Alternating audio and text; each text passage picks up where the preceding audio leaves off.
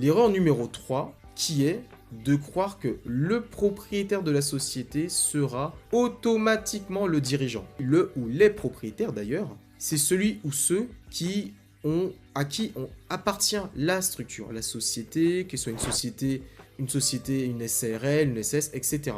Maintenant, la question qui est, qui va être le dirigeant? Qui va piloter l'avion? Qui va être celui qui va conduire la voiture? Donc l'homme clé ou la femme clé, qui du coup sera amène de être là de façon opérationnelle sur toute l'activité. Alors évidemment, certains vont me dire, oui, mais en fonction de la taille de l'entreprise, c'est pas forcément le dirigeant qui va être celui qui va être le plus opérationnel. Oui, c'est vrai, ça dépend de la taille de l'entreprise qui est visée. Demain, vous avez un projet de racheter une entreprise qui fait des millions d'euros. Évidemment, quand vous êtes propriétaire de ce type d'entreprise, vous aurez des salariés qui vont piloter en tant que manager certaines fois l'activité globale. Et vous aurez peut-être un rôle plus de supervision ou de donner la vision générale. Et eux, ils vont mettre en place le déroulé de votre vision.